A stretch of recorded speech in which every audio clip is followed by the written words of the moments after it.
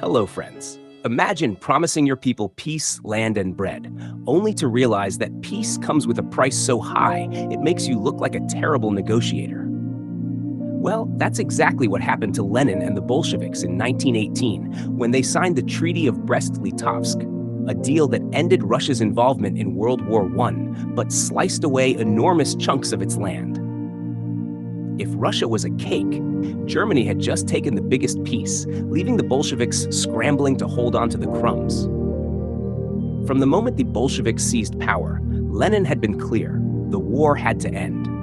Russia was exhausted, the army was deserting, and people were more interested in food than fighting. But pulling out of a world war isn't as simple as walking away from a bad conversation. The Germans weren't just going to say, "Sure, no problem, Lenin.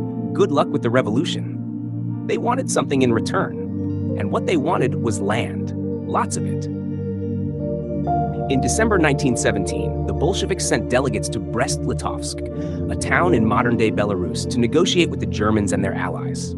Lenin had hoped for a quick and easy peace, but the German demands were outrageous. They wanted Ukraine, Belarus, the Baltics, and parts of the Caucasus. That was nearly 1/3 of the Russian Empire's population, a huge portion of its industry, and some of its most valuable farmland.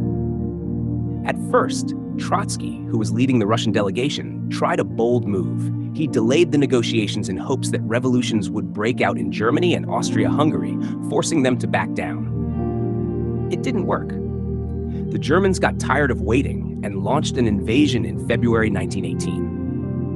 The Bolsheviks quickly realized that talking about revolution wasn't going to stop the German army from marching into their cities.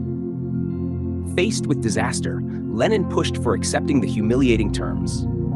Some Bolsheviks, including Bukharin, wanted to fight a revolutionary war against Germany, but Lenin knew that Russia couldn't afford more chaos.